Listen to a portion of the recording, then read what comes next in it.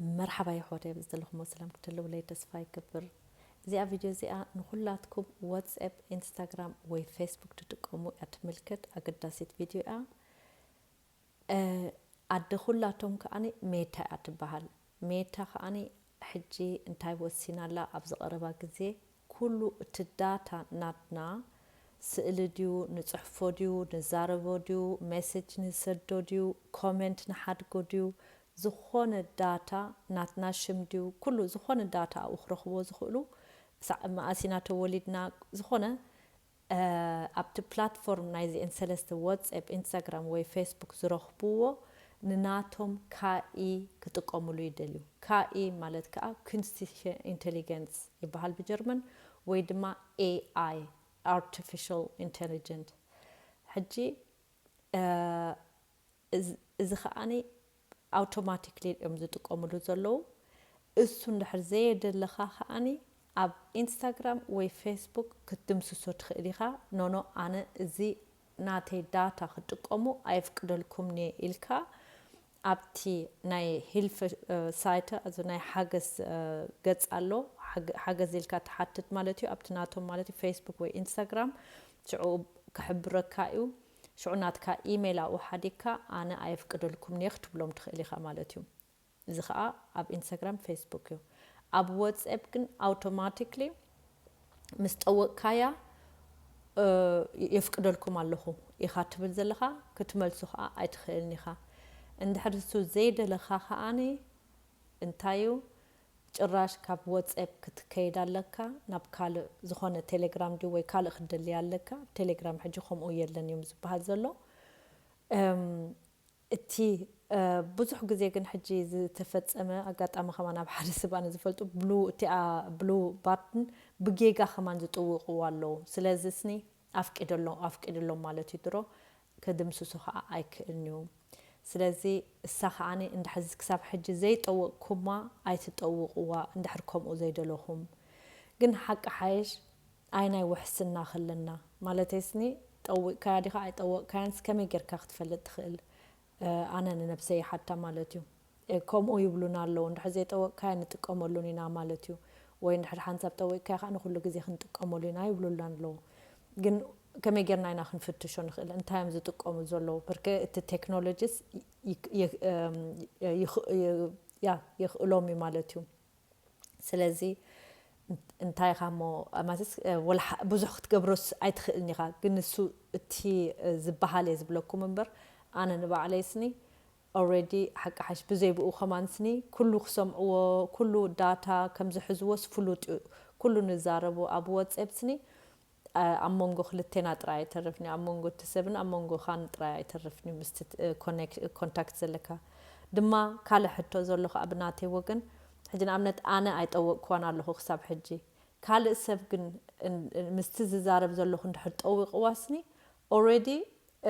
protection የብለይን ስለምንታይ እሱ ጠዊቕዋ ኣሎ ስለዚ ስኒ እቲ ኣነ ዝሰደሉ ዘለኹን እቲ እሱ ዝሰደለይን ዘሎስ ክርእይዎ እዮም ይሕዝዎ ከዓ ኣለዉ እቲ ምስኡ ብቴሌፎን ዝዛረቦ ዘለኹ ከዓ እሱ ስለዝጠወቃስ ድሮ ይመልኣና ኣሎ ስለዚ ሓደ ክንፈልጥ ዘለና ኣብዚ እዋን እዚ በይንኻ ይኮንካን ክትዛረብ ከለኻ በይንኻ ይኮንካን ኮሚኒኬሽን ዝኾነ ሰብ ምስጢር ዝበሃል የለን እቲ ዝፅሓፍካዮ ዝሰኣልካዮ ዝሰደድካዮስኒ ኩሉ ይዕቀብ ኣሎ ማለት እዩ ደምሲስካዮ እንድሕር ኮንካ ከመንስኒ ኣይድምሰስኒ ኣብቲ ኢንተርኔት ማለት እዩ ብሓፂሩ እዚ ሓደ ክንፈልጦ ኣለና ናይ ብሓቂ ከምኡ ድዩ ክተርፍ ኣብ ኤውሮጳ ከዓኒ እቲ ሕጊ ክጠጠው ዘየብሎም እዩ ዝብል ዘሎ እቲ ሰብ ኩሉ ይቃወሞ እዩ ስለዚ ስኒ ተስፋ ይገብር እቲ መንግስቲ ንባዕሉ ስኒ እዚ ኩልኩል እዩ ኣብዚ ክብሎም ብርክ በቲ ሓደ ወገን ዳታ ፕሮቴክሽን ይብሉ በቲ ሓደ ወገን ግን ኩሉ እቲ ፕራይቬሲ ናትና ከዓ ንካኢድዩ ኣርቲፊሻል ኢንቴሊጀንት እዩ ይጥቀሙሉ ኣለዉ ማለት እዩ ስለዚ ላማ ከዓኒ ኣትበሃል ናቶም ሽም ኣለዎ ኩሉ ላማ ኩሉ ግዜ ምሳና ኣላ ኩሉ ግዜ ትሰምዓልና ኣላ በይንኻ ይኮንካን ኩሉ ዝትገብሮ ማለት እዩ ስለዚ ተስፋ ንገብር ብሕጂ ዝኾነ መፍትሒ ክረኽቡ ግን ሓደገኛ እዚ ኣካይዳ ብርክ ብዙሕ ሰብ ስለምንታይ ጠዊቕዋ ሓዳሽ ስለዝኾነት دما استان دحر طويكا ت artificial intelligence خونه مسج كتصحف كلها بعلو يتصحفلكا يحجزكا قلتو في خاني برك artificial intelligence تحت تقيم كالوس بطعمي يزقرمكا تي جلا حسب كدحر جميركاس بعلو ملعلكا بخومو خا اتسب فتيو يتقمللو اتي واغا زخفللو زلو ግን ናቱ ዳታ ኩሉ ከም ዝህቦም ዘሎስኒ አይ ተረድኦን መብዛሕቱ ሰብ ስለዚ ኣብ ዜና ከምኡ መጽኡ ማለት እዩ ኣብ ናይ ጀርመን ማለት እዩ ኣብ ካልኽማን ሰሚዕኹም ትኾኑ ስለዚ ተስፋ ይገብር ኣነ ኸኣኒ ብዝኾነ መገዲ እቲ መንግስቲ ኣብ ኣውሮጳ ሙሉእ ጠጦ ኸብሎ ከም ዝሕጂ ንፌስቡክ ኣምጼልኩም ነይረ ካሕሳ ንኽኸፍል ዝግድዶም ዘሎ ስለምንታዮም ካሕሳ ከም ዝኸፍሉ ኸኣ ክኸፍሉና ከም ዘለዎም ከኣ ነጊረኩሜ ኣብ ከምኡ ኸኣኒ ድሕር ክንብል የብልናን ማለት ይግባኣና እዩ ድማ 5 ደቂቕ ክሳብ 10 ደቂቕ ፎርሙላ ከይትመልእ ኢልካ ብጣዕሚ ሓፃርያ ብዙሕ ሕቶታት ዘይብላ ሓንሳብ መሊእኻ ኸኣ ዕድልካ ትርኢ ማለት እዩ ከምቲ ዝበልኩኹም ግን ኣብኡ ረኣይዎ እንታይ ክትገብር ከም ዘለካ 100 ክሳብ 600 ከም ትወሃብ ግን ያ ዳርጋ ርግፀኛ እዩ ክትብል ትኽእል ኢኻ برك تي بيت فردي يقربوا له مالتيو بفبرخات سنترالة تي ان فيديو تات مليس فتشون ابزك حد لكم كفتني جن بعلهم كافتشو شير بلو كل سب كفلت برك بزح سب كمان سم فيديو زي بقى مو حنت زاربانيرس ويس كتنحي هيك كيرو مني هيك كيرو مني مثلا نقل خوينا لازم التليفوني ابزي ابلو طويق يا خي تردعني لاتني حج جن تزيلني أي ذكراني من كم زبلتني جن كابز السوشيال ميديا زفلت أسابيع ندحركم خوينا أبو كومنت حدا قال لي عزياتني سلازة سنبدا قال مستوقتها هيك تجيرو مني قال بزقيقة طويق الله قال لا سلازي اسخاتكم كمان كم خوي تخونوا كتقمكم يتسفاي قبر نخال سبك أسددلو إن نحراستبهلكم كمان مودة أتخبلكم زدلي ኣብ ቴሌፎን ብዛዕባ ዝኾነ ኣርእስቲ እንድሕር ተዛሪብካ ብጣዕሚ እዩ ዝገርም ብኸምኡ ከዓ ትፈልጦ ከም ዝሰምዑና ንኣብነት ዩግንድኣምት ሓደ ግዜ ብዛዕባ ዩግንድኣምት ምስ ዝተፈላለየ ሰባት ኣጋጣሚ ኣብ ሓፂር ግዜ ተዛሪበ ማለት እዩ እንተረኣኻስ ኩሉ ኣብ ቲክቶክ ናይ ዩግንድኣምት ይመፃኒ ፅንሕ ኢሉ ከዓ ኣብ ዩቲዩብ ናይ ዩግንድኣምት ገለ መፅኒ ዝኾነ ነገር ከምኡ ከዓ ኣብ ቀረባ ግዜ ብዛዕባ ፓስፖርት ገለ ተዛሪበ ማለት እዩ ደድሕሪኡ ኣገዳሲት ቪድዮ ኣብ ዩቲዩብ በቲ ናይ ዓድጥልያን ፓስፖርት ገለ ነይሩ ናቱ ልክ ናይ ዓድጥልያን እንታዩ መሰልካዶ ከመዩ ገለሉ መፅኡ ማለት እዩ ብጣዕሚ ገሪምኒ ሕጅስኒ ኣብ ብዙሕ እንድሕር ኣስተብሂልኩም ወይ ክሽነ ናይ ብዛዕባ ሓድሽ ክሽነ ገለ ተዛሪብካ ሬክላም ናይ ክሽነ ይመፃካ ኣስተብህሉ ማኣስዩ ኣይናይ ቪድዮ ዝመፃካ ወይ ድማ ማኣስዩ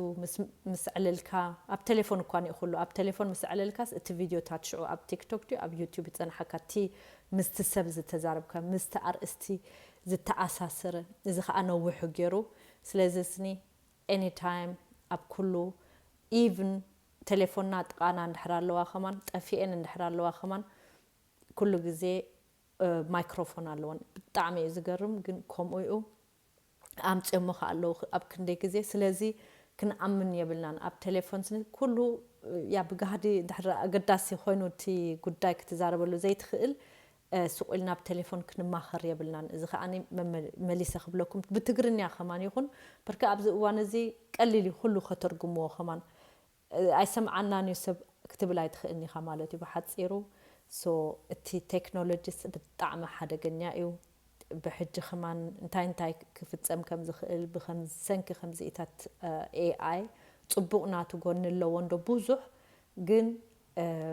እቲ ጉድኣቱ ኸማን ቀሊል ኣይኮነን ስለዚ ንሕና ኸማን ምጥንቃቕ የድልየና እዩ ግን ተስፋ ከዓ ንገብር እቲ መንግስቲ ናይ ኣውሮጳ ድዩ ወይ መንግስቲ ናይ ዝተፈላለየ ሃገራት ኣንጻሩ ዝኾነ ሕግታት ክፈጥር ብርከዚኦም ሰባት ከይተረዳእናስን መሳርሒኦም ዝገብሩና ዘለዉ እቲ artificial intelligence ናቶም ከመዕብሉ ኢሎም እቲ ናትና ኢንፎርሜሽን ከም ድላዮም ይጥቀሙሉ ኣለዉ ከይኸፈሉ ንሕና በቲ ናትና ኢንፎርሜሽን ንኸፍሎም ኣለና እሳቶም ከዓ ናቶም ቴክኖሎጂ የመዕብሉ ኣለዉ እሳቶም ከዓኒ ብሴኮንድ معالتاوي بريكلام أبتناتهم بلاتفورم مليونات يأتولو معالتاو مالتي تيك توك ديو فيسبوك زيهم كلهم بلاتفورم مالتي بحتصيرو يا معت جنزبتني أخلالهم بحتصيرو كابتهم ذهبتمو تكالاتهم بعلميتا سلازي زي ناي كحسا دحان انتهات ليني قال زي كونس جاست ملقوه عدلكم فتنو تفيديو تاترأيوه بركة اندحر كلاتنا سوق لنا تي مثلنا خمانسني أين تقوملونا لنا مالتيو شللايت بولو 100 ديو 600 ديو بقليلو ترخبو مالتيو قد ما حجي خندي فيديو صريح له سنفتشون and قاليهم كأ كومنت تحد قولي أب تيك توك بحلف مسحق عنديو انتايهم تحد قولي كلا كحسايد لأنني كلا رهيت سيخ بلع زدلي كلا كوميتات تحد قولي اوكي زي كالم مايند سيت نديو رهيت كايت بلع زبل كايلن يقبع كايجن مسل كايو سلازسني ندحر حدي كالوم سني نفس خاخة تقول زلخا بركت مسل كايت تقملون اللخا سيو very simple دما كاب دخا تكالايكم كان تحطو زلخا 100 قرش نعوم ولا حدا 600 حدا سبكو ولا حدا بتطبق أنت زحت حاتهم كمان زيادة خفلو خامس تجبؤهم نيرو جن أيوات أكاني بركنة تطبق أخذ كفلو لكا جزء خاب قمت كتأتوال لكا إنرجي تدفع أب قمت كتأتوال لكا بزح نحر كفيلو مخاسني أب مجد خمان كجودليو ألورا حن 10 دقائق وي5 دقائق ملي خياتي فورمولا جن 100 قرش وي 600 ترك كل خاص كالو قدايو تي رديت كأبكمو ندعي sometimes كالو رديت زلكم يمثلني sometimes قاليهم مالتيو أبتي تي comment كريو خلوه يا سحائكم تقتلوني anyway thank you bye نبينو ناي comment حدا ما عاد خلنا نقرأكم يا بزح comment على ويد ما بعلهم فتشوا أبتي تيك توك مسحاق مالتيو thank you bye